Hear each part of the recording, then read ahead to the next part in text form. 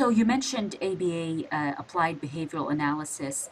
What is ABA and how can it help autistic children? Okay. Uh, ABA, or applied behavior analysis, is a science, an application science. So it's derived from basic principles found in the laboratory back in the 40s and the 50s. And starting in the 60s, 70s, 80s, and 90s, these principles were tested in clinical settings.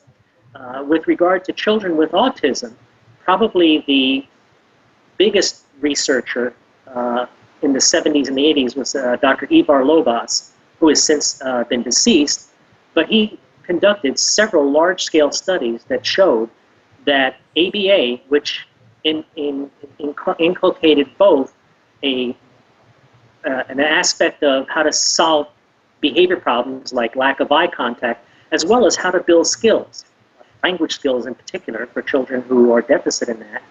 He developed and designed several large-scale outcome studies that demonstrated that when children with autism who receive 40 hours a week of intensive early intervention, behavioral intervention, that in his group, 9 of the 19 children achieved what he called best outcome, which was those children were indistinguishable from their same age peers. In other words, the symptoms of autism had kind of disappeared, and you could no longer pick them out in the classroom.